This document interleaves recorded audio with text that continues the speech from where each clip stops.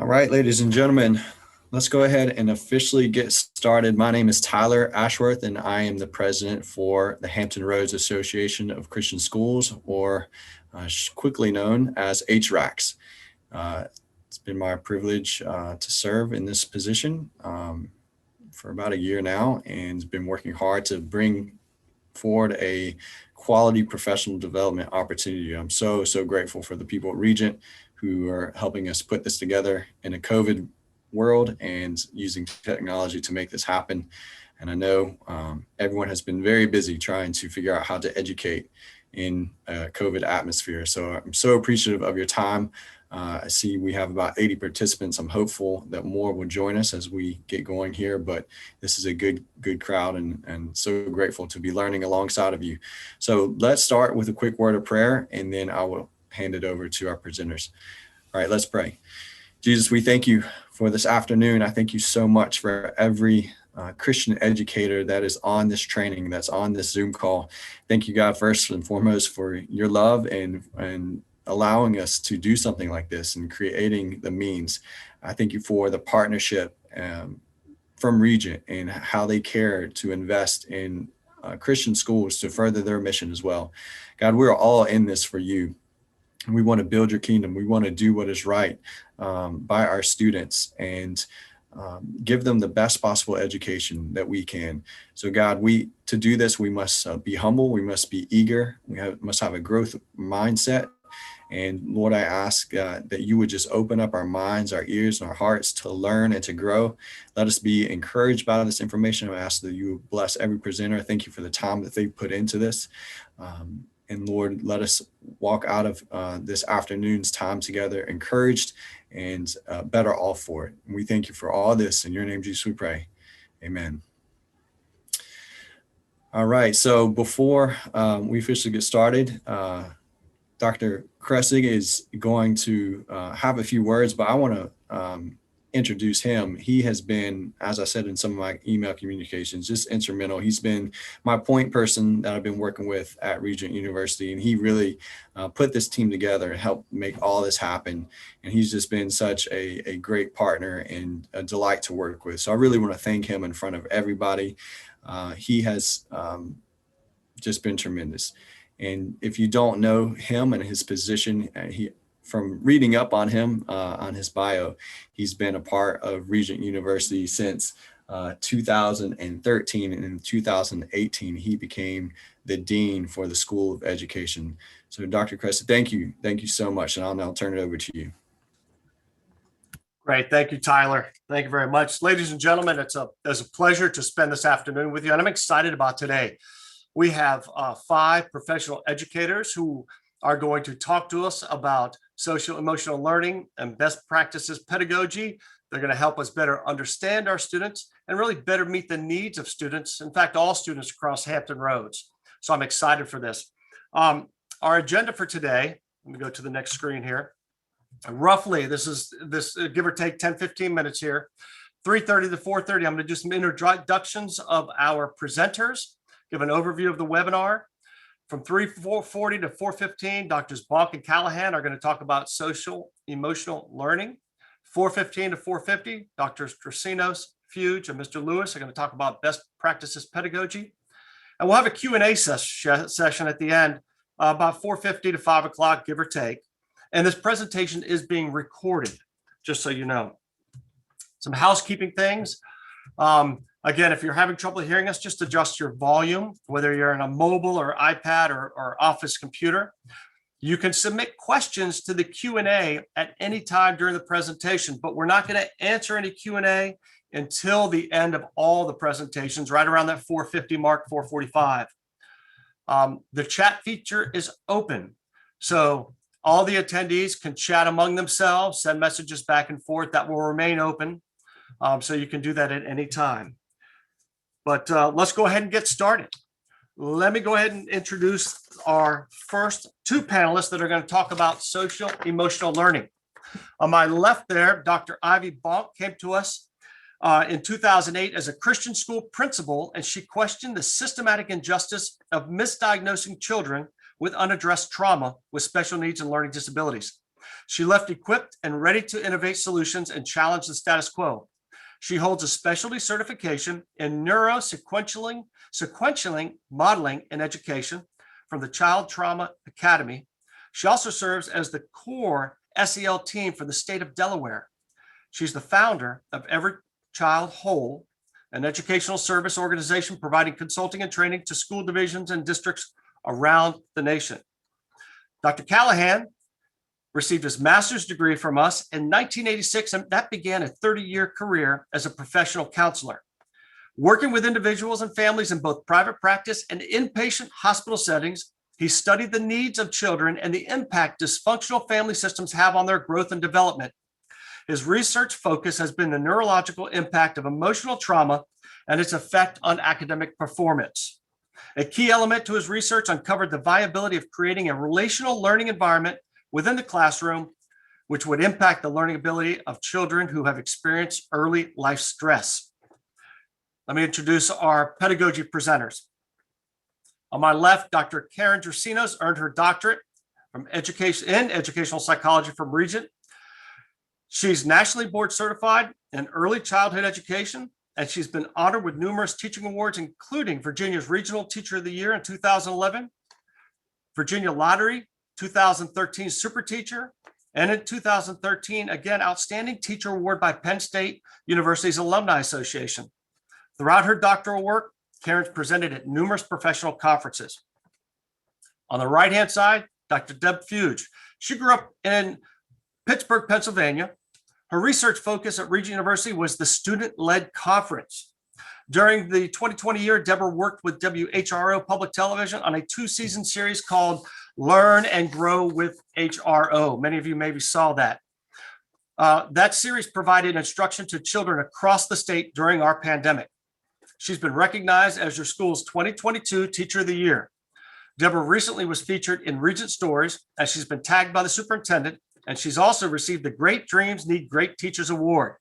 And currently she's working on another project with WHRO. She's writing the curriculum for a new educational environmental van. And finally, our last presenter is Mr. Mike Lewis. He's not only a husband and father of 4 awesome girls ranging from kindergarten to senior in high school, and boy, tell me he's not busy with that. But Mike started as a youth and young families pastor for 15 years, and that actually prepared him to be a compassionate and energetic teacher in the classroom. He holds a master's degree in special education from Regent University, and he's currently a doctoral student pursuing educational leadership at Regent. Mike is a regular speaker at the Virginia Beach Digital Learning Summit and is a regular contributor to the professional development of all Virginia Beach City teachers in the 4th grade virtual learning center. So we've got a lot of expertise coming together in this room, and I look forward to this. Let me see if there's anything else I need to cover here before we begin. I think that is it. I'm going to turn this over. Dr. Bach, Dr. Callahan, I'll turn the floor to you. Good afternoon. So now, Kurt, are you managing the PowerPoint or? I will. Oh, you do? Okay. Well, good afternoon, everyone. My name's, like he said, my name's Dr. Ivy. Good afternoon, everyone. Dr. Callahan. Okay, let's go, Kurt.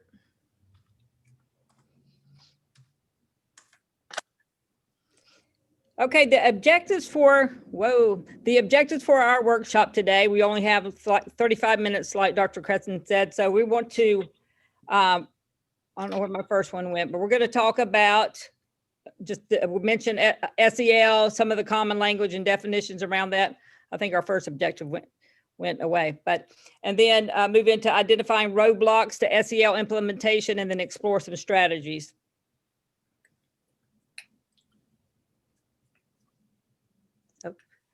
Go ahead. Now, a lot of this work, I'm not sure if you're familiar, but this work started actually back in 1996, Yale University, and it was the focus of the work was around emotional intelligence. And then it moved to the University of Illinois, where they coined the terminology social and emotional learning. And a lot of the resources that I know in public education, because that's usually who I'm serving, come from an organization called CASEL, Collaborative for academics and social and emotional learning. And their definition you see here on the screen, SEL is the process through which children and adults acquire and effectively apply the knowledge, attitudes, and skills necessary to understand and manage emotions. That's a lot, that's a mouthful right there, right? Set and achieve positive goals, feel and show empathy for others, and establish and maintain positive relationships and make decisions. And this is the wheel that they typically use. And I was sharing the other day, thank you. I was sharing the other day, I get pushback sometimes from Kingdom educators because concerned about, what are we bringing into the schools? But Holy Spirit reminded me this morning about a verse I had thought about sharing with you the other day. And so I heard it again this morning. I just took that as confirmation. But John 1:5, where it says, God created everything, and there's nothing that has been created that can be created. So just know, this is the way I look at it, that everything originated from him. So anything, this is all good. We're all about redeeming. So we're not about judging, and obviously we're going to be cautious and use wisdom and this sort of thing. But all these things we can find origin for actually in the Word of God, in the truth of God. It's just our application. And so I would they have 4 rings around there, like the context and the application. You see the 4 rings around their wheel. I would even add another ring if I was going to update this and have under classrooms, we'd have self, right? Because that's where it all begins with us. And then maybe at the bottom, it would say relationally responsive. And so that's what Dr. C is going to get ready to, okay, I'm sorry. I'm missing my next slide. Go ahead to the next slide again now, Kurt. I'm sorry. And these are just some of so we talked about, so basically SEL is our skill set for understanding and managing emotions. And so the bullets around the perimeter of the wheel is just some of those skills that we talk about, some of the competencies. So these are the 5 core competency areas that Castle talks about, and then the different skill sets associated with the competency areas. So now we're going to talk, Dr. C is going to talk about some of the roadblocks that can prevent you from being successful at communicating this. And then we'll come back and talk about how to embed some of this into the instruction and classroom. Make sure that you can hear me good. Okay, everything's cool. Thank you, Dr. Kresick, and thank you, Tyler, for letting me be a part of this wonderful opportunity. So if you'll go to the next slide, please. I began looking at, in my dissertation, do teachers really know what's going on with kids? And the SEL model is great framework, and it gives us a great language, and it tells us how we can, make the words for it and put all this together. But there's a piece that we're missing prior to that. Right. And that's the alarm system that's within the brain. So imagine, if you will, there's a bear at your door, and you see the bear, and instantly in your brain, within milliseconds, the brain goes, okay, do I fight the bear? Do I run away? Or do I curl up in a ball? Fight, flight, or freeze. When that happens, your brain overproduces cortisol. It's called the stress hormone. And when that happens, your blood pressure increases, your sugar level increases, your adrenaline increases, heart rate, all those things, because you're getting ready for the fight if you need it. And what I have done in my research is looking at what happens when children are raised in this kind of toxic environment. Yes, SEL is important, and yes, it's a great framework, but let's back up just for a second. If Johnny comes to 6th grade and he's coming from, which go to the next slide. Next slide, please. If he comes from a home where it's toxic stress 24/7, there's physical abuse or sexual abuse or abandonment or poor nutrition or drug addiction or mentally ill parents or whatever tag you want to put on it. Johnny lives in this 24/7.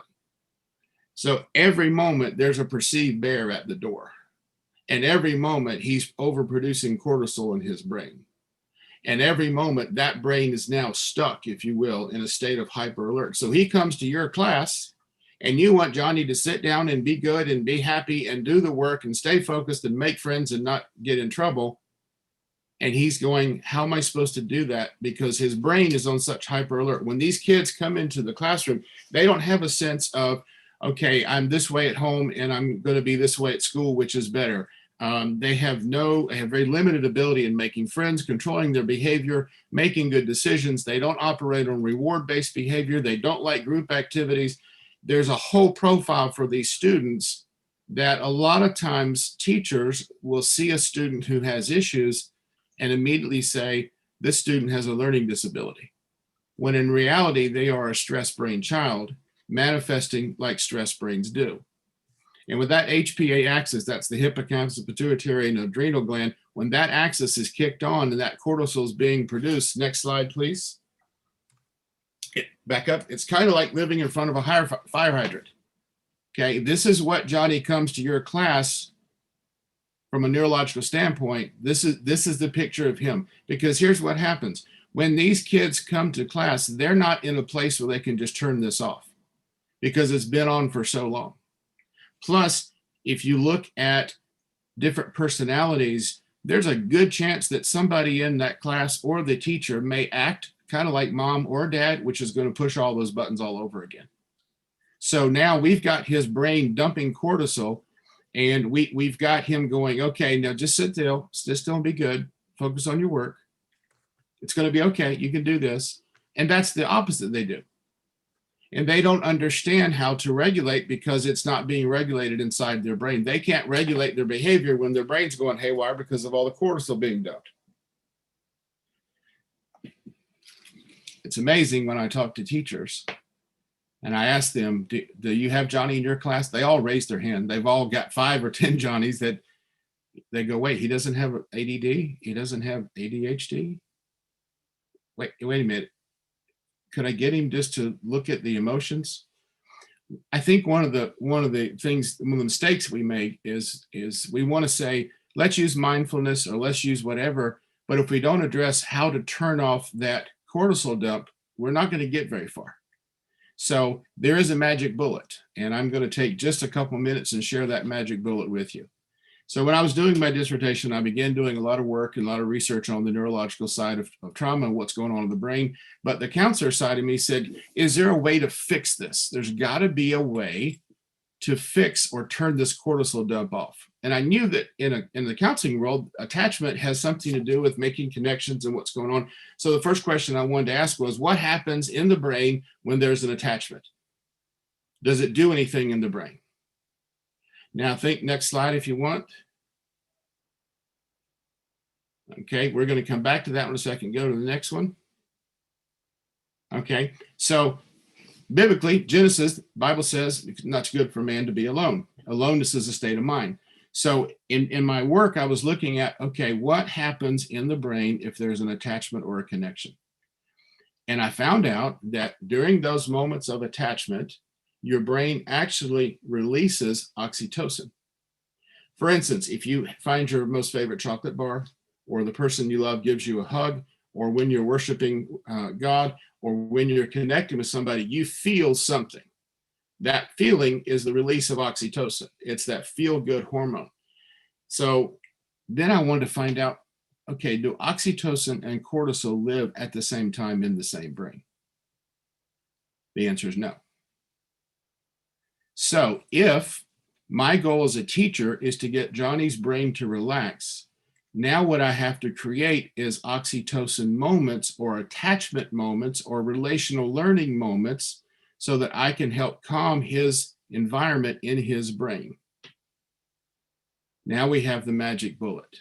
So if I'm a teacher and I've got a stress brain child in my classroom, if I understand the importance of relational learning, and I develop a relationship with him, because Johnny, he's not going to tell you today, I need attention, Mrs. Smith. He's not going to tell you I'm feeling bad. He's going to act out. It's kind of like a tennis match. He's going to serve over to you in your court with disruption, problems, anxiety, yelling, whatever. That's his volley over. And what he's trying to see is, are you going to respond to me, or are you going to do what everyone else always does? So it's easy for them to get on your last nerve. So then you respond back with an attachment moment and he goes, oh, you're safe. And his brain relaxes for a split second because there's an oxytocin moment. Now, more and more and more oxytocin moments begin to happen. And guess what? The neural pathways in the brain begin to change because the brain operates on a use it or lose it principle. If you use things it strengthens neural pathways. If you don't use things, it's called pruning, those pathways are turned off, if you will. For instance, remember when you first drove a car at age 15 or 16, your first day with your license, you've got your hands on the steering wheel, 10 and 2. You are focused, you're hyper-focused. You don't want to talk to anybody in the car. You don't want anybody having food. You're not eating food. You're not playing the radio. You are hyper-focused on the moment of driving. And then, now 20 years fast forward, you get in your car, you can do your makeup if you're a lady, you can drink coffee, you can have a conversation, you can be on your Bluetooth and have the music going. What's the difference? You've created a longer, strengthened pathway called driving. Now it becomes automatic. So the brain operates on a use it or lose it principle. Experiences strengthen those neural pathways. So Johnny, who's come to your class, oxytocin moments, guess what? You are now stopping the cortisol production and you are giving him oxytocin attachment moments. And now, because of that, you can start implementing some of these SEL constructs that now take hold and take root. And it's amazing how that works. Next slide. So the brain overproduces cortisol. Even when the stress is removed, research shows that that cortisol still is produced. It doesn't stop just because the stress goes away. It's still being produced, which is why you have to produce the oxytocin moments, because oxytocin overcomes cortisol. Students who fit this profile, they don't understand new trauma, they can't regulate their emotions, and actually asking a child who's coming from a stress brain perspective to sit quietly in class, do your academic performance, make your friendships, and control your behavior, where it's like asking someone to run a marathon who just lost their legs. They may have the desire and the want to, but they do not have the tools to do it at that moment. Attachment releases oxytocin. It's not present at the same time. Now you're into relational learning and providing that environment for students to thrive. I think one more slide. We have one more. Okay. So educators who can implement this, the lost child can be found. Dr. Ivy, would you now go back? Because I know the lost child is. Yeah, I don't need this. I don't need you to go back, Kurt. I know the slide, so you don't have to scroll back and then back again. So what Dr. C is referencing, because when I was in my intro, I was a principal at a school and children were being referred for special needs testing. And one day I'm looking, looking over a referral, and the Holy Spirit just dropped in my spirit. Am I looking at a true learning disability, or am I looking at symptoms from childhood trauma? And so 2 weeks later, I was at Regent uncovering the answers. And not until, because actually trauma is in my history. And so this is just all my work as part of God redeeming my story. But so I'm almost to the end of this journey, and I'm in a hotel room on Virginia Beach, and it's almost like the words lifted up off the page. And he told me it's called The Lost, because I was trying to think, God, what is the end game here? I wasn't understanding where we were going. And he said, it's called the lost child theory. And what happens is when a child experiences trauma in childhood, they're robbed of the experience of now. So they can't be in the present. So it's part of that, the reactive thing that Paul was talking about. So they're running for cover. So when this happens, they lose 3 critical attributes. They lose support. That's the attachment. That's all about another way of what Paul was talking about. He's talking about what's going on physiologically. I'm talking conceptually. So, but it's the attachment issue. So they lose their support. They lose the script. So life, this frame around their life that kind of had things make sense, is gone. And so that's where the cause and effect thing comes in. They lose all sense of cause and effect because they're waiting for the next shoe to drop. So you have lost support, lost script, and these things, the enemy uses them to kind of scaffold on one another, right? To set up for the loss. The third one is a lost sense of self. And so that's the identity issue, right? And so doing this work with SEL, I'm like, how can we, because, when I went to Regent, we weren't really talking about this. By the time I came out, it started to be something everybody was talking about. Then I get involved in the SEL work. And that's why this might seem out of whack here, but it's so very important, because like Paul was saying, how can we ask these children to perform these, and even you as educators, to ask kids to perform on these SEL competencies when we haven't addressed the origins. And you know, Christian school, I was in a Christian school when this was when I was, you know, having these experiences. So I know sometimes families come to Christian schools not because they're gung-ho in the kingdom. They may be just trying to protect their child from public education, what they consider public education, you know. So anyway, so we thought it was important to mention these roadblocks, because again, if you can't understand the origins, we're going to be hard put to be able to determine any outcomes. So I hope that makes sense. Yep. Is there another slide next? What's next? All right. Yeah. Keep going. So the first thing we're talking about really is, and one of the parts of my research has been to look at what do teachers actually know. I was pretty amazed, found out pretty much across the board that most teachers either do not attend at least one conference or have a course in their education journey to become teachers to understand really what early life stress is all about, or what the student profile is about, and how you really can look at. One of the things that I did was actually create a quiz for educators, and the highest score on my quiz was a 58 out of 100, which means that they didn't have the knowledge that they thought they did. However, about 96% of them said, I've got kids like this in my class. And so there's a need to get the knowledge of what this looks like and how you can identify this in your class. Second of all, purpose to build a relational learning environment. So let me go here. Dr. Kressig has heard me do this.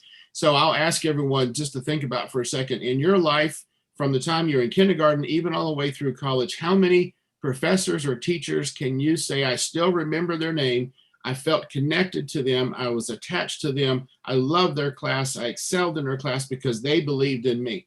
I've been asking this same question now for 11 years, and usually I'll get, everybody can find one. Some people can find 3, remember 3. The most I've ever had, I believe, is 5, maybe one number 7 on the years, but typically no one's ever gotten to 10. But yet from kindergarten through into college, we may have as many as 100 to 150 different teachers in our life. And not even 10% are teachers that I would say created a relational learning environment in that class where you attached and bonded to. Mm-hmm. So then the question becomes this: would you be any different if you'd had 50% of those teachers fall in that category? 75% or even 100%? Could you imagine what would happen to a child who's got a stressed brain, that all the teachers from kindergarten through 12th grade understood his profile, understood his brain, and could work with him?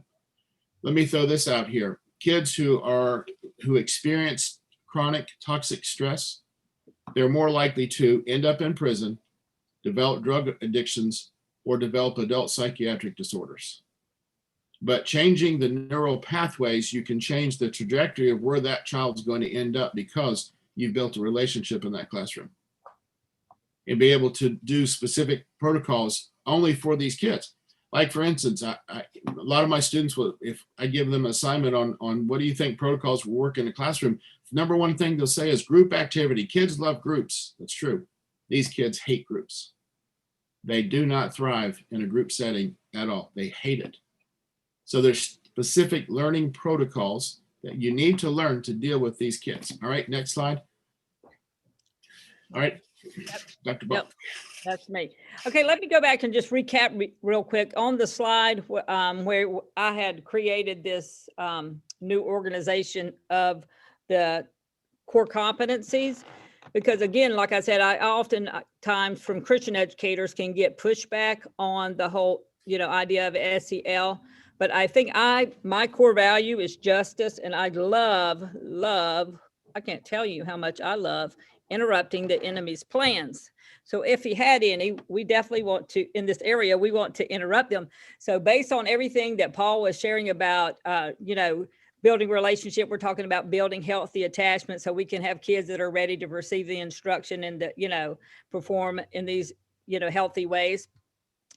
Then what if we came up with a model, SEL in the kingdom, SEL-K, we can call it, right? And so everything, so that that slide there was to communicate that as kingdom educators, we can shift it around. And then we know, because God is all about relationship. That's why he sent his son, right? To reconcile back to us. So if we can operate out of the what's the word I'm looking for? But you know what I'm trying to say. We operate from that. Everything flows from that core competency, to use their language. So everything's operating and flowing from relationship, and all those other things are going to come out of that. So that's why, again, the important part of keeping student centric, and then always keep ourselves in check, because the theory that God gave me, the lost child theory, I ended up writing my story. He had me at the end of last year write my story. So it's called Lost: Finding My Way Back to a Place I've Never Been. Because as adults, if these are things that Paul is sharing about happen to us in childhood, and there's got to be people on here, many of you, I have just know, because of that's the statistics, right, have experienced some kind of trauma. And so we can even be as adults, as teachers in the classroom, have stuff that we need to address, that we need to look at, so we're able to do. So it's all about that relationship, us with him, and then us with the students, and back and forth, so we can model that out. And so we said we're going to talk about embedding these SEL competencies in the classroom. And now I gave Dr. Cressing a whole list of resources, and I think he was going to pass it on to Tyler, that you can have. There's so much out there as on, how to do SEL and that type of thing. So, but this is just an example from one source called Engaging Schools.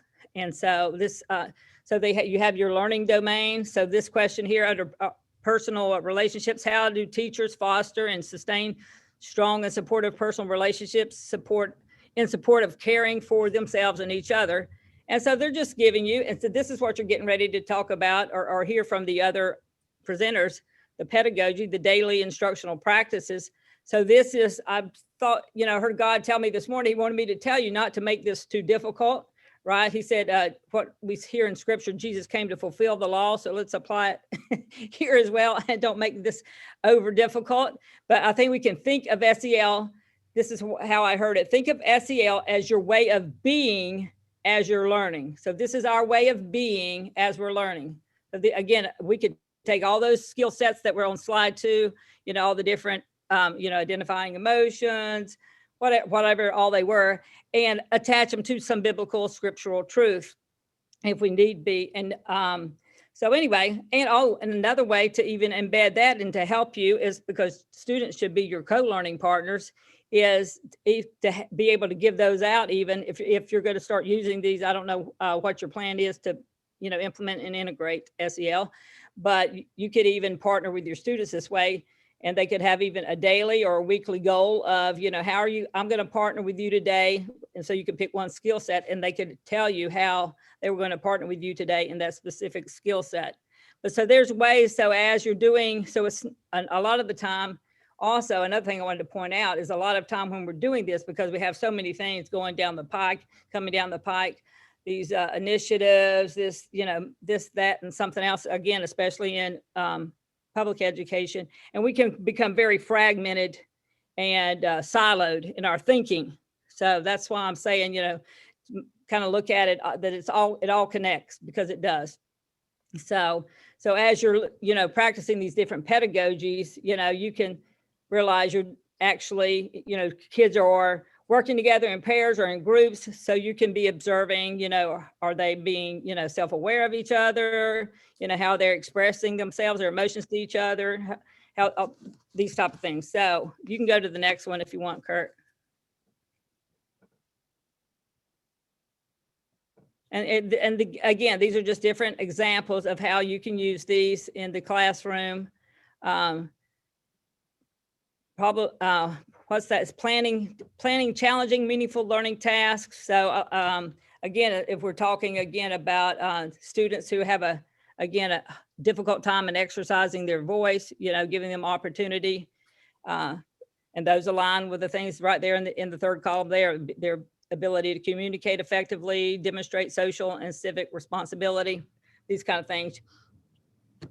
I had this other thought too, because a lot of times just to, and it ties in with the competencies, and what Paul's bringing out is like them being hesitant if they have experienced, and let's face it, today, we just went through COVID or going through COVID. Everybody's experienced trauma. But I just thought of this today. I came up with this little thing, and this would be more for the elementary class, right? Can you see? So I made you see my thing is slides. So this could be your rubric or your emotional rubric, or even if you're picking a certain competency area that you're focused on, you can make whatever. And so that they could have it on their desk. Again, this would be elementary school thing. And so they could tell you, they don't even have to say anything. They can just leave it on their desk, but they can tell you where they are on any given day, And so and asking some of these, this is creating self-awareness, social awareness. And you could even ask questions like, so they're going to be here. And so you're asking the question, what do you need me to know? Or, what can I do for you? Paul probably be a lot better at this since he's a counselor. Yeah. So, but yeah, giving them opportunity in different ways to express, if they're having trouble exercising their voice. Let's see what the next example.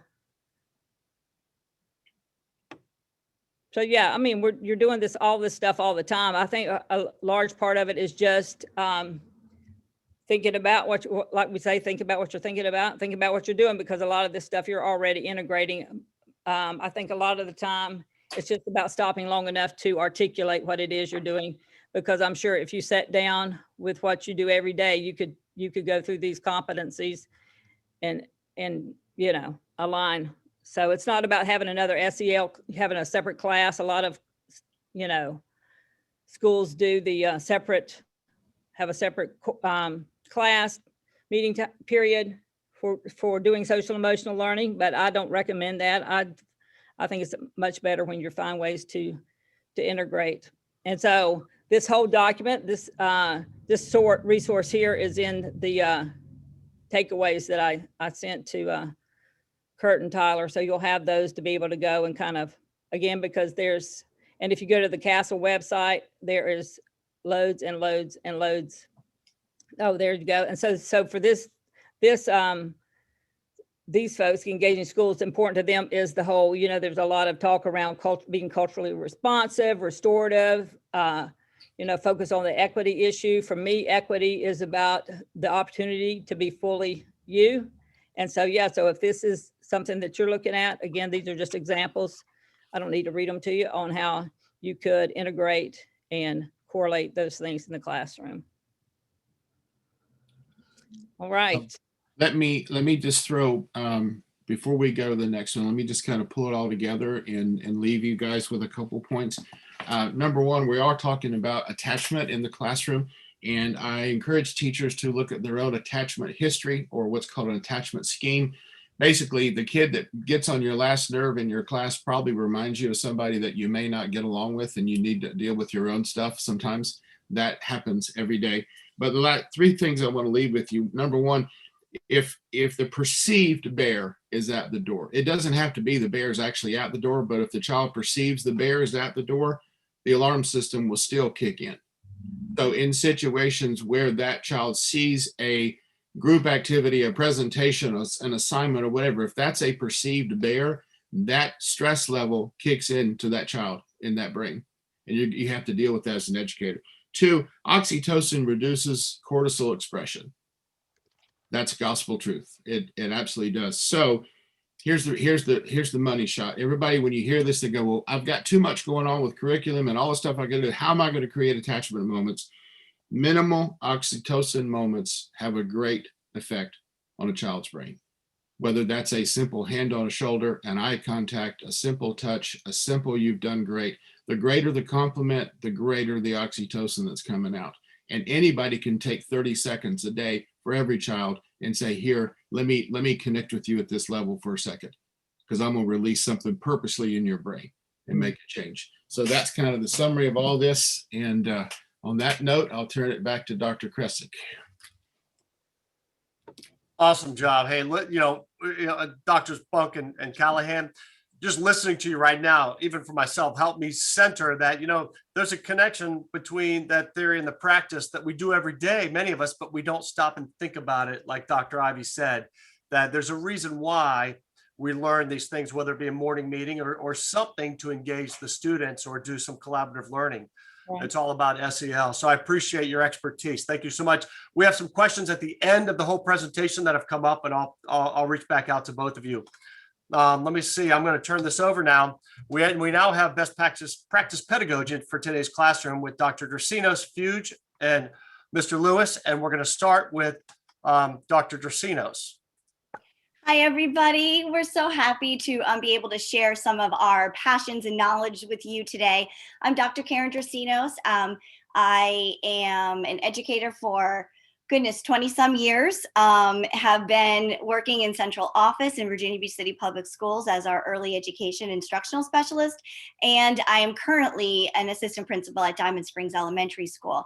So some of the things that we are going to share with you today is really going to kind of bridge the theory to practice that Dr. Ivy and Dr. Callahan shared with you. So we're going to try to show you some ways that you can embed these best practices into what you already are doing that's successful in the classroom.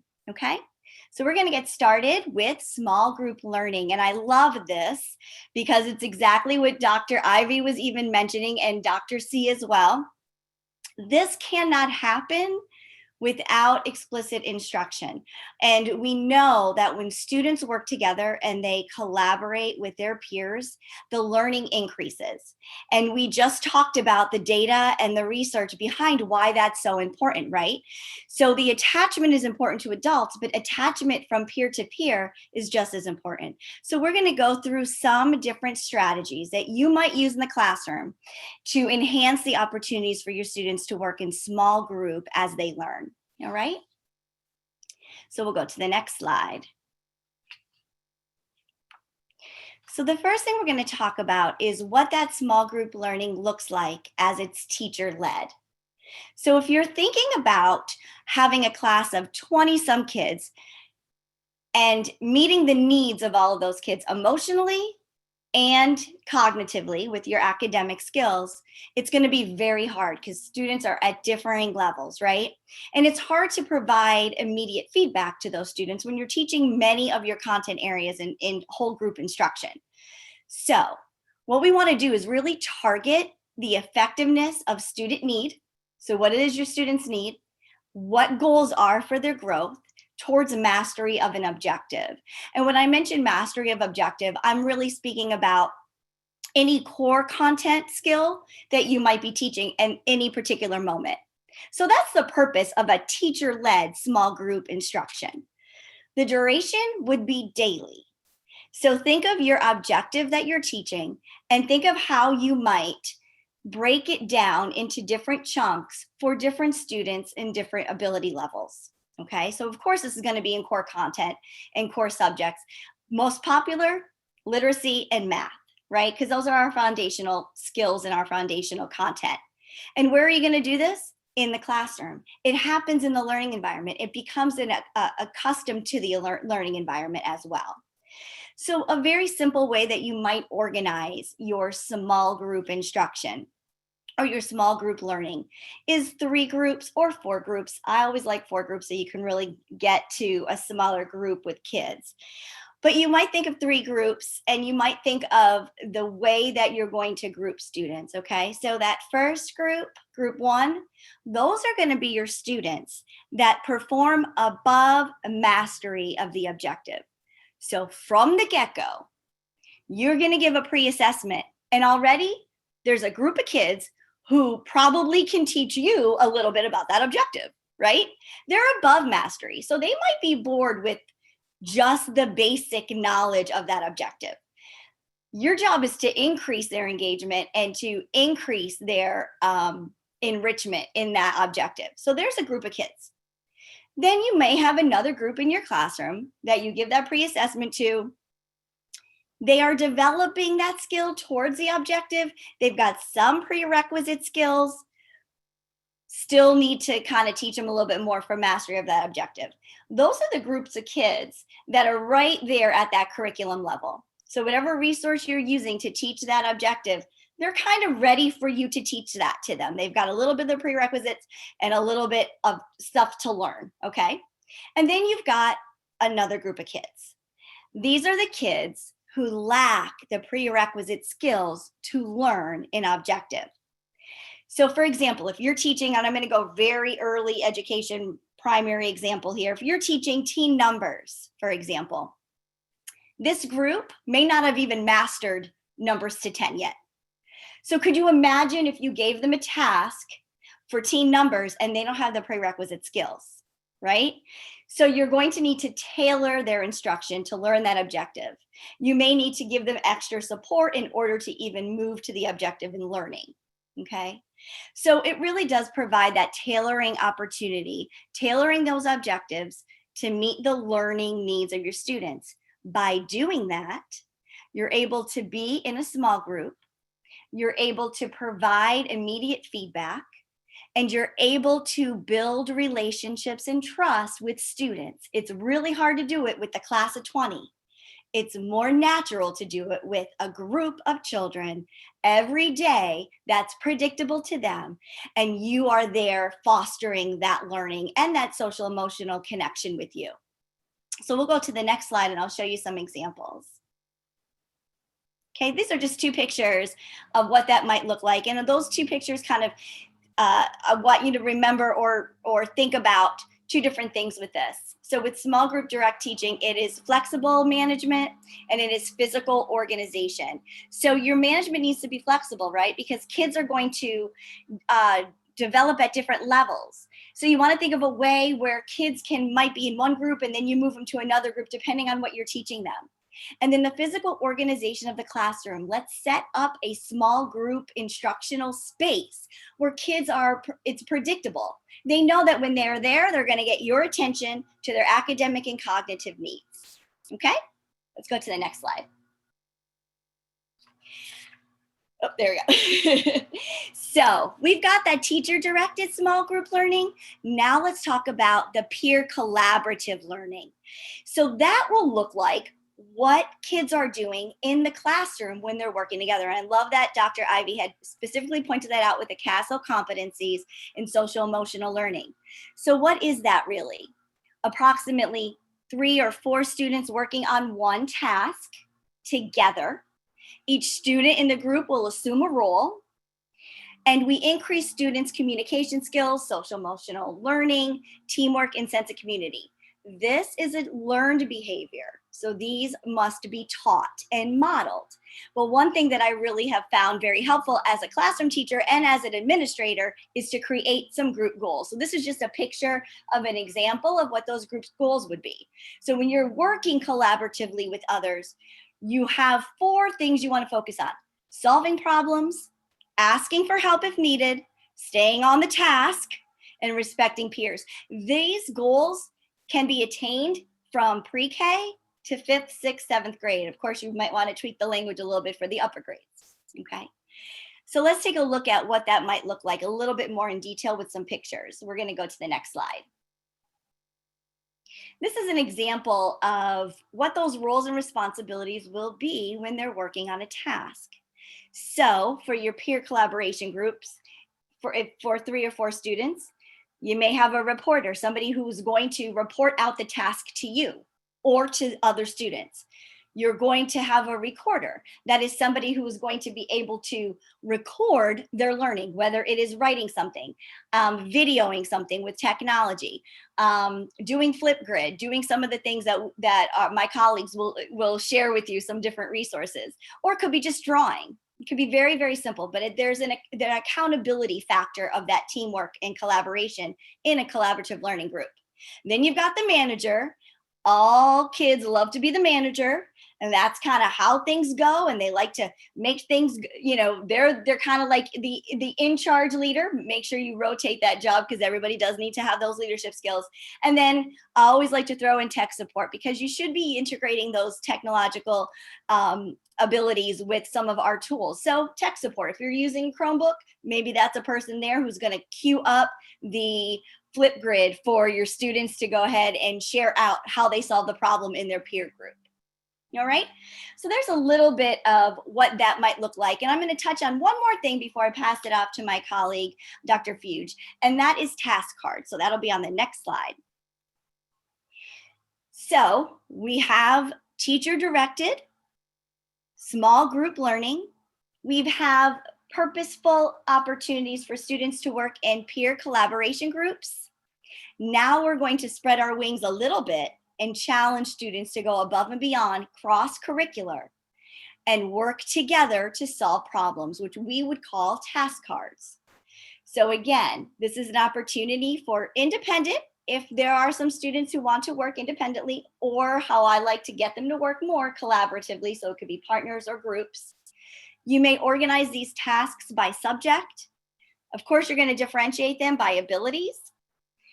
And what they really do is promote student agency, because you're going to provide students with a challenge or a prompt, but how they answer the problem or the prompt is up to them. So that's what that product delivery looks like.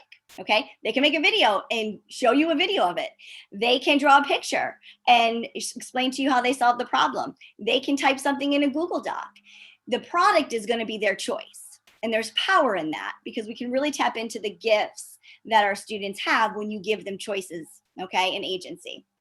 And of course, one of the things we need to do and embed, in addition to embedding social emotional learning, is embedding inquiry, wonder, and research, because those are 21st century skills that we really want to see students foster. So these are just two pictures of just very simple early elementary tasks. You may have a team one working together. You're giving them manipulatives and say, okay, I want you to build the tallest tower. See if you can use this talk card and tell me how you built it that way.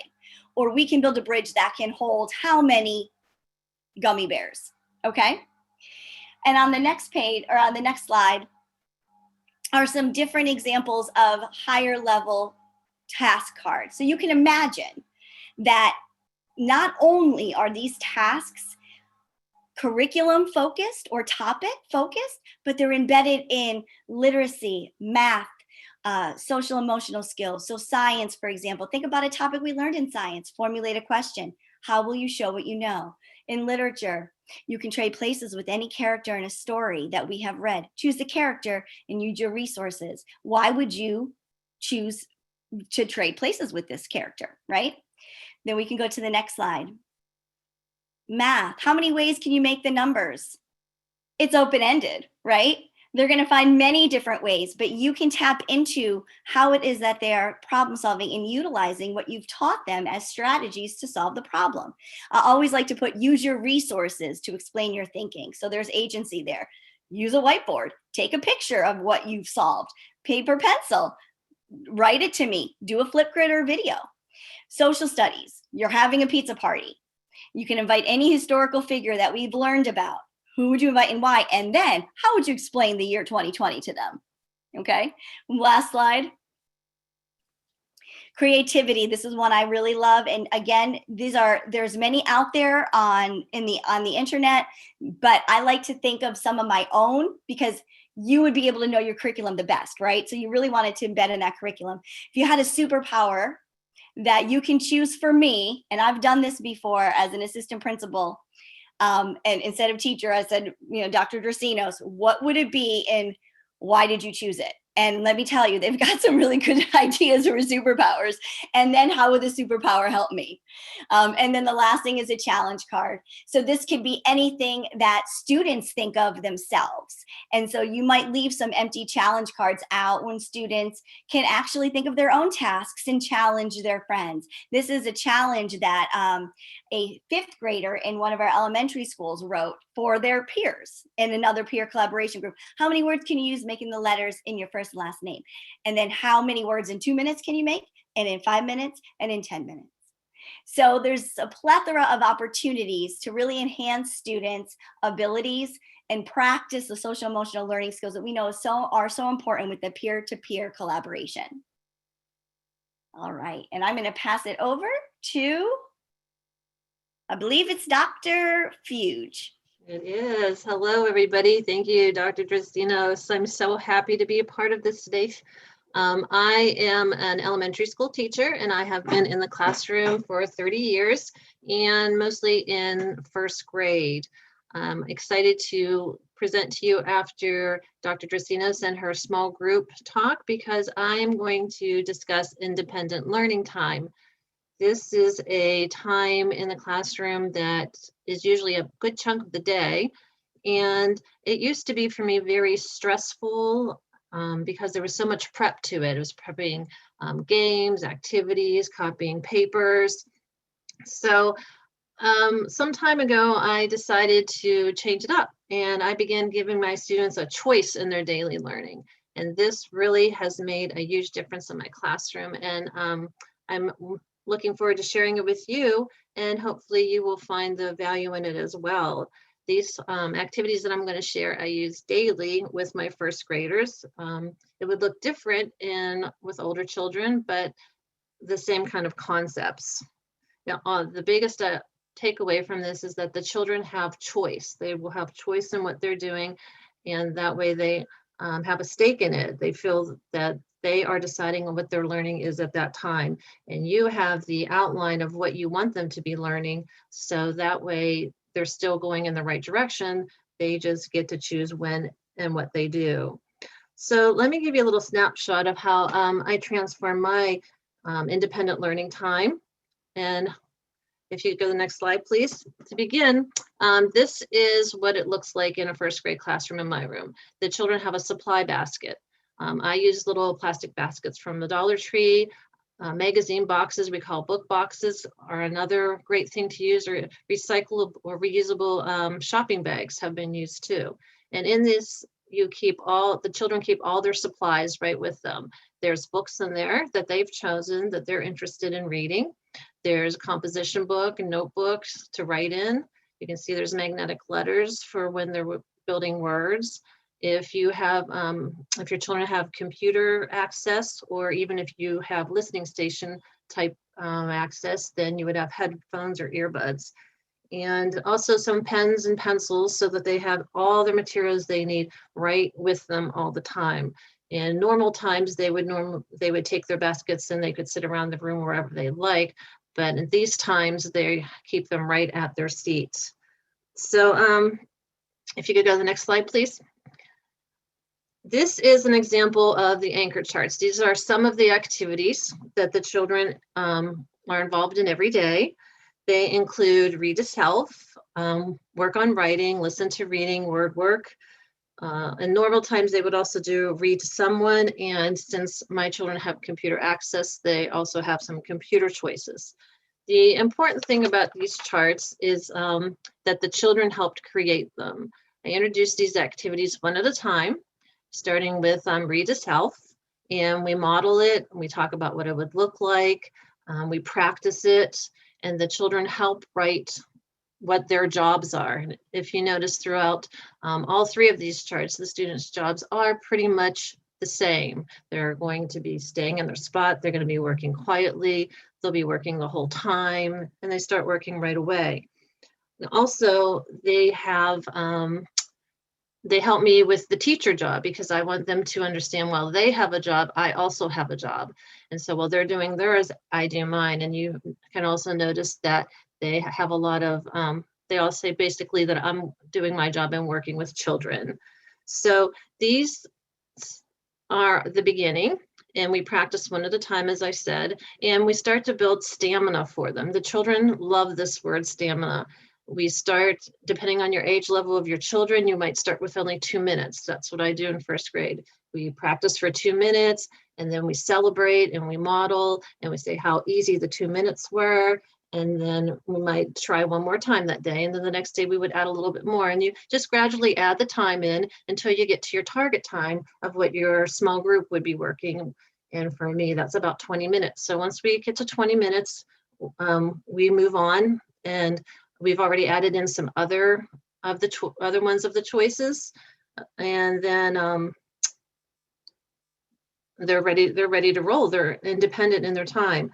So this really, it pays off. The children love to be able to decide what they're doing when. And just to give you a little look into how they make their choices, if you go to the next slide, please. This is what it looks like in the classroom. The children each have a choice chart, And I, of course, since this is first grade, we have pictures to help them. And each day they put their choice chart out on their desk at the beginning of small group time and independent learning time. And I have the sheet to the right, which with each of their names. They use their dry erase marker and they decide what their first choice is going to be. And then I go around, and the children that are not in small group, those children are already busy at the back table reading. They will tell me what they're going to do for each of their choices. And I track it this way just to make sure that everyone's doing each choice. In case you're wondering about the little ant, that's Smarty Ants. Our school system has access to that program. And the last one, the little monster, is Teacher Monster to Read.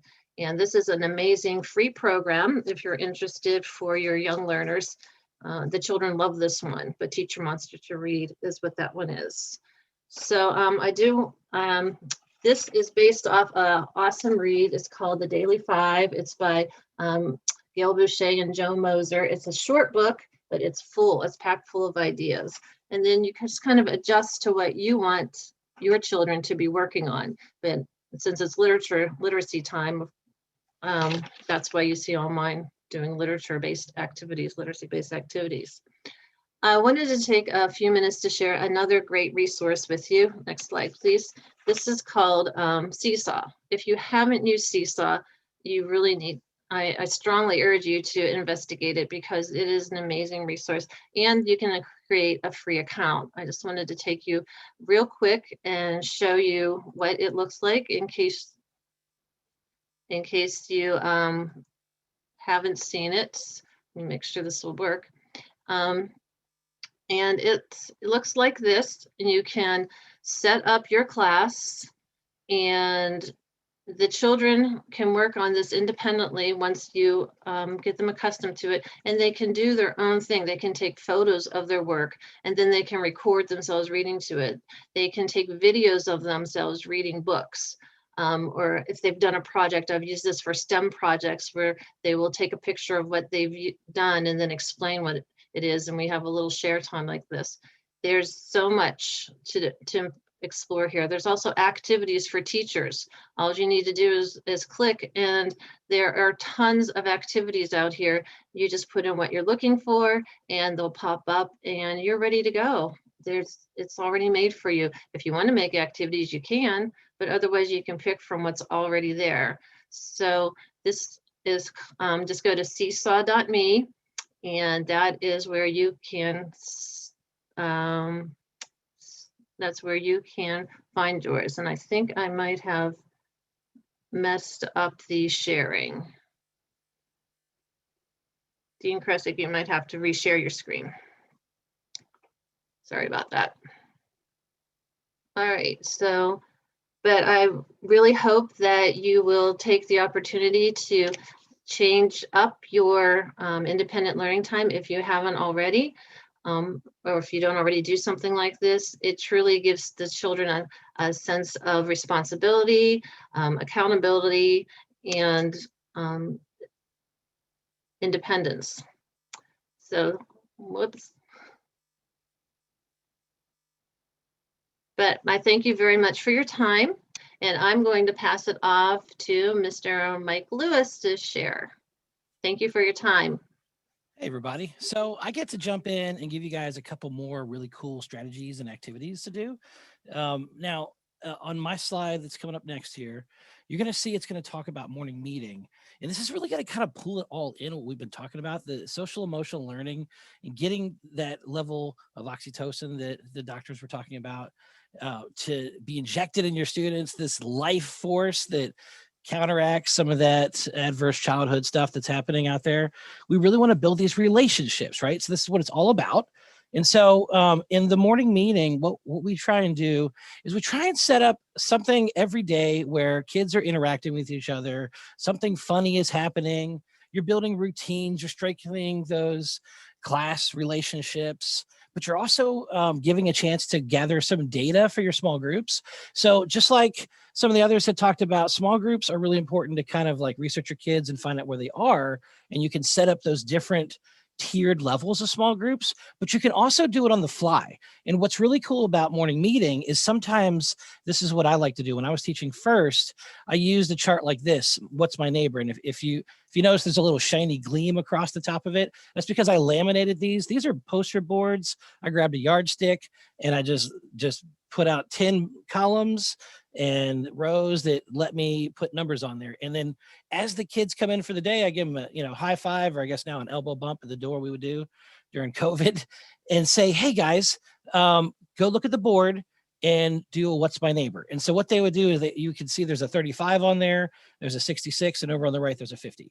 And so they are responsible for filling in one of those numbers, either above or below. So above the 50, you would have put a 40, below the 50, you would have put a 60, right before to the left, you would have put 49, right?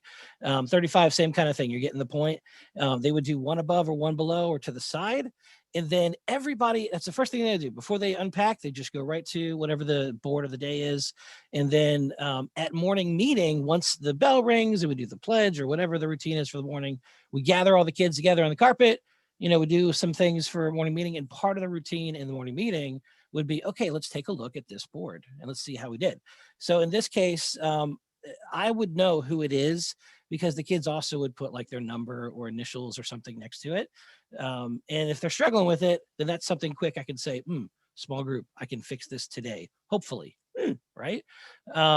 Also, if you can go to the next slide, you're going to see on there a couple more chances for morning meeting boards. This is the what's next, the blue one over here. And there's square, square, triangle, square, square, triangle is just the one that I happen to fill in this time. And then the kids, again, are responsible for as they come in. They're going to be filling in, okay, what's the next thing? And what's really cool about these boards, especially this one, is since the kids have identified with their initials or with their number or whatever, however the system is that you use, the next kid's responsibility is to check the one before and to make sure that it's correct. And then they have to practice those being nice skills and go up to those kids and say, hey, can you come here for a second? Let's talk about this. And so this is the kind of rich conversations that would happen in my class, which was really cool to watch them teach each other. And you can do this with the shape patterns. You can do it with growing patterns, repeating patterns. You can use number patterns. That what's next board is really cool. And so basically the way you would start it, just like we were saying before with those, the anchor charts, you do it for a couple of days and then you introduce the next one and then you cycle it in. So you do this one for a couple of days, and then you do this one for a couple of days, and then you do them both, right? One and then the next. And then you start to introduce the next thing. Now this one is really, really cool. Just like how many ways can I make a number? This one is going to be everyone comes in, hey, go unpack, and there's a sticky note waiting on your desk. And so on this one, the number of the day is 39. So you should see the kind of creative stuff the kids come up with this, because what they'll do is not only will they, and I just put some examples on here. You notice that the size of the columns and the boxes are just a little bit bigger than the sticky note. That was on purpose. So they could be at their desk and they could write, 39 is 1 plus 38, or if you're higher level, 3 times 13. Some of the kids got really creative because everyone had numbers in the class. They would put like Kevin plus Jane equals 39 because they put their numbers together and then got the number. So it's just really cool watching what they come up with. And again, I'm at morning meeting and I say, hey guys, let's take a look. And I don't look at all of them, but I grab a couple of them like, wow, hey, great job, 13, whoever that is, for saying this. This is really cool. I really like the way you did this. And again, you're just positively reinforcing what it is that you like that's going on in the class. So go to the next one real quick. One of the reasons why I'm glad I'm here is because I am teaching 100% virtual this year. And I know there's a lot of you out there that are struggling with, what is this? How do we do this, right? This is what I love. Okay. This is what I'm going back for my doctorate for. I want to be able to kind of step into that leadership to help people do this kind of thing. So one of the things, if you're using Zoom, in that bottom left, you're going to see on there's a box that I circled. It's called breakout rooms.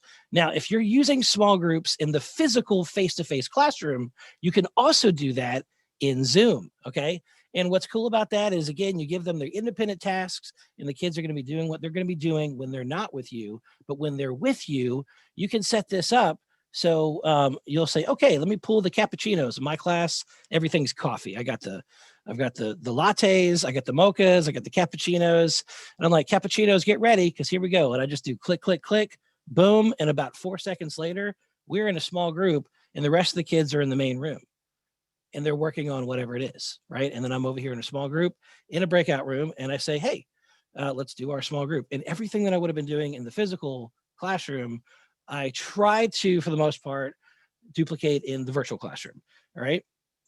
You can also do this with this think, pair, share strategy. In the face-to-face, what it looks like, we're reading a book, and you know those moments where you're like, hey, someone tell me what's happened so far in the story. And you got 30 kids in your class, and one kid raises their hand. It's always the kid that raises their hand. And you don't get to hear from these other kids that never raise their hand. That's one kid being attended to their needs. But in the think, pair, share strategy, you say, hey guys, I'm going to ask a question about the story. Think about what's happened so far. So now they're on their own. They're thinking, they're getting inside their space, and they know exactly what's happening. And you set up your carpet or whatever, whatever all the kids are sitting, which I think is going to be a little bit stretched out now because of COVID. But you just think about where they're sitting, and then you tell them, all right, turn knees toward each other, okay? And then on this one, now they're going to talk. Okay, tell your partner what you thought about what's happened so far, all right? So then they start talking to each other. And then when it's time to share, it's the switcheroo. And after a couple of times, they realize you're going to do this to them. They're going to start paying attention to their partner, because they're not going to be sharing what they said to their partner. They're going to be sharing what their partner said. So then you say, hey, Johnny, go ahead and tell me what your partner said. And so then all of a sudden, oh man, I had to listen and I had to really be engaged with that conversation. Now, every child in your class during that pair part, you say, okay, child A, talk to child B. You have a minute? Okay, cool. Now B, talk to A. So all of a sudden, now of those 30 kids in your class, 15 kids are talking and the other 15 are listening. And then you say, child B, go. And now the other 15 are talking and the other 15 are listening. And then during the share, now you're reporting back what they were listening to. So this is a really cool strategy that you can do face-to-face, which you can duplicate over in the breakout rooms. You can automatically, if you notice on that button that says create breakout rooms, there are 3 choices. You can be assign, what does it say? Assign automatically, which is when you say, okay, that kid's a cappuccino, that kid's a cappuccino, that kid, or you can even have them preset. That's super complicated, and I really haven't even figured out how to do it, but apparently that can be done, where you can just, okay, that group, I want now. I usually just go click, click, click. And sometimes, like if the last group, some of them didn't get in for whatever reason, that I can just quickly move in a group, right? So that's the assign a group. And the next one is really cool. You got 20 kids in the class. You say, okay, I know what 20 divided by 2 is. That's 10. So then you go set up 10 breakout rooms. You click that automatic button, and then boom, 5 seconds later, you got kids talking to each other about the thing. You set it up to have it come back after a certain time, or you hit the button and then you have them come back, and then boom, they are back in the main room. And that's when we do that share part, right? Dr. Kresk, if you could send it to the next slide. I've got a couple of minutes. I want to show you guys some really cool stuff. We've said the word Flipgrid a couple of times. So I actually wanted to show you that here in a second, but I don't want to lose where we're at in the slides. So let me just quickly kind of roll through some of these free things. Guys, as educators, we have so many things that are free to us on the internet. And I just want to talk about these 4 columns real quick. One of them is the differentiated content, which these are websites that all they have to do is set up an account, and the kids get on there. You can set stuff up for them to do, and it sends you data. And that's when you start pulling your small groups. No Red Ink is an awesome website that allows them to put in 5 or more interests in there. So let's say Star Wars, Marvel stuff, and then all of a sudden they get fed sentences where the kids are going to, Anakin went to the store to buy some chicken, right? And so whatever the activity is that you set up, maybe it's verbs or something, they have to identify the verbs. If they get it right, they move on. If they don't get it right, it feeds them 2 other sentences to try again, and then it gets them back on the path. And this is a really amazing website. I just got to tell you, it's free and it gets better every day. There is a paid version, of course, but this is like literally, if you're an elementary school teacher, you're never going to use anything past the free stuff. Splash Learn is a math program, same kind of thing. There's curriculum in there. It's differentiated. It's amazing. Khan Academy is free. Of course, there's paid versions of all these. That's how they make their money. But again, differentiated to your students. Guys, this is meeting their needs. That's the whole point.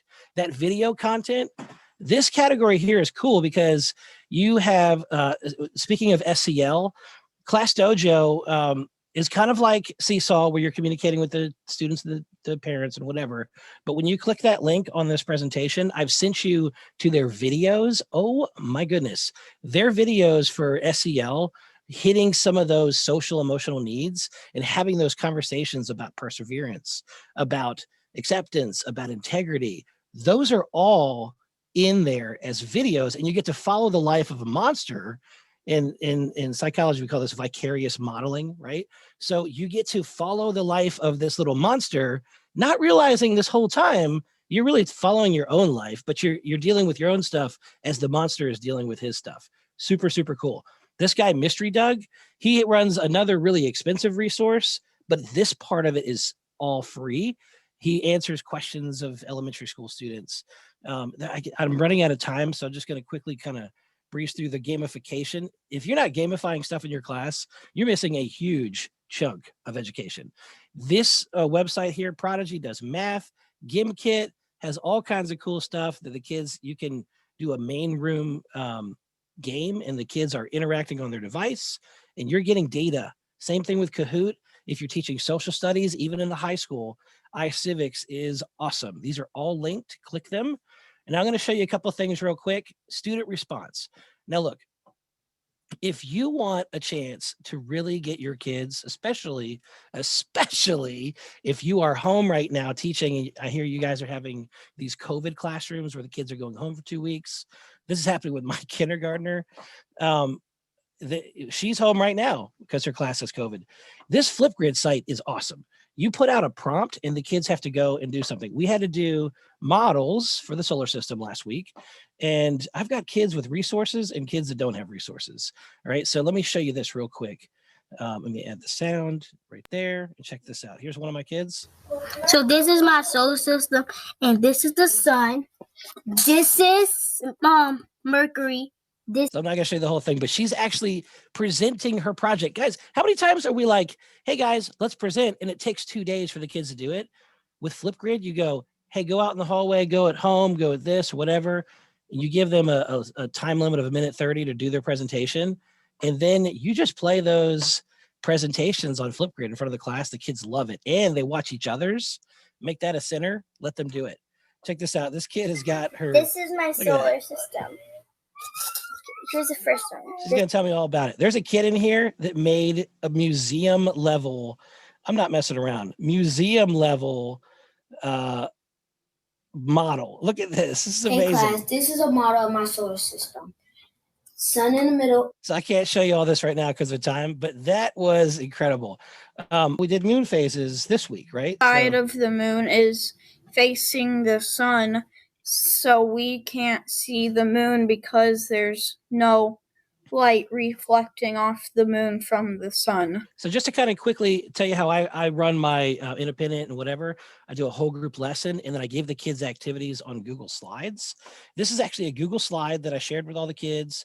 And then they sent, they have their own copy because of our learning management system. You could just do a forced copy and give the kids if you don't have something like Schoology. And I think you guys, some of y'all have Canvas. If you don't have a management system like that, you can just force copy and give them copies and then have them send them back to you. But this was a drag and drop thing, and they had to put these exact spot around the planet and then get on Flipgrid, share their screen, and present it. Good stuff. And the last thing I wanted to show you is this. Guys, this is so cool, okay? This is GoFormative. The kids, I know a lot of you all use a Becca and you have a workbook that you work through. You can actually put some of those multiple choice things in here. This is a short read that the kids do on their own. And while they're doing it, I'm over here monitoring it as it happens. And I can see in live time what's going on. And then days like today, where I didn't even go to school today because I went and got the second coronavirus shot, they did this when I wasn't even there. It's amazing, right? And so look at this. This is the kind of thing I would do to pull a small group. I'd see right now that these kids, there's something wrong on question 5. Question 5 is really kicking their tail. So I want to go in there and find out what question 5 is.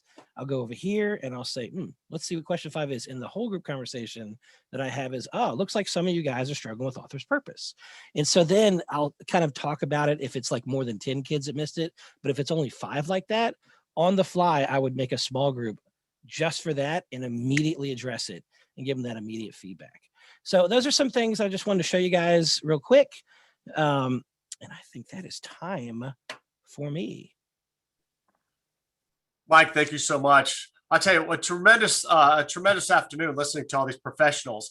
I'm going to try to put back up real quick the contact information for all of our presenters.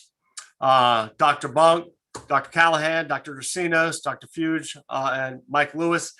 They're the Regent email address, and that's Ivy's everychildwhole.com email address. First, let me just say thank you so much to the panelists. Really just being able to connect the research piece, the theory, to the practicality of what can I do in my classroom, and then also working in the virtual side, not only just because of COVID, but what Mike was talking about, just to save time in the classroom, to have kids do that, as a supplementary outside of the classroom activity. I thought it was great. That was fantastic. Second, I want to thank all of you that joined us today. And definitely, I think we all come away with a call to action on what we can do to meet the needs of our kids and do a good job. And by the way, I didn't really see the Q&A questions that came up were answered as we were going through by the panelists. So panelists, I want to thank you for that. I didn't see any at that time. I'll check real quick, see if we have any other Q&A that have come up. I see Tyler's answered a question. Meantime, if anybody has anything else, feel free to reach out to any of the panelists or myself. My name is Kurt Kressig. I'm Dean of the School of Education. And as we close, we only have a couple more minutes, but it's been a pleasurable afternoon. Any last minute comments from any panelists? Hey, Kurt, can you try one more time to put on everyone's contact information? Sure. I don't think that showed up on the screen, because I'd love for them to be able to reach out and continue the conversation if needed. You got it. Hang on one second.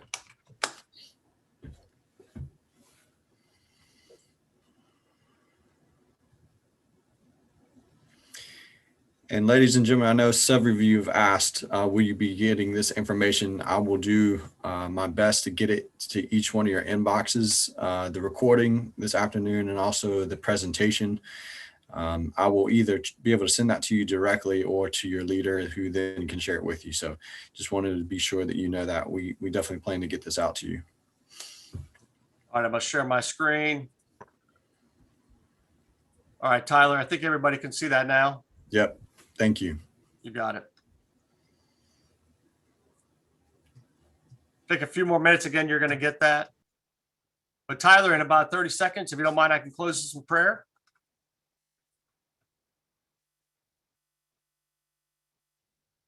I don't see. And by the way, for all the participants, I appreciate the chat that was going on. A lot of sharing of information, a lot of positive thoughts about what you're doing in your classroom, a lot of positive actions that I read that you're doing right now to meet the needs of students. So I appreciate that. It's exciting to see that when you get a group of educators together that are making a difference in the lives of children, but also our communities. So I thank you for that. Yeah, Kurt, real quick, I just want to second that as well. Being in the school myself as a principal, I know how hard everyone has had to work with COVID, and how at times it's been very frustrating, very difficult, but you guys have kept up the good fight and doing a lot for the kingdom. So thank you all for the tireless work and effort that you do. I'm so glad we can get together as a group and encourage one another. Absolutely. Well said. Again, thank you very much to Dr. Bach, Dr. Callahan, Dr. Dracinos, Dr. Fuge, and Mike Lewis. Exciting stuff. And folks, if you join me, let me go ahead and close this in prayer. It's been a terrific afternoon. Father, thank you for our dedicated teachers. Thank you for their inspiration in our lives, for their knowledge and skills, for their commitment to children of all ages. We ask that you bless their work, and may all teachers' lives be enriched. In the name of Jesus, we pray. Amen. Folks, thank you so much for joining us today. I wish you the best and success in the coming spring, and God bless.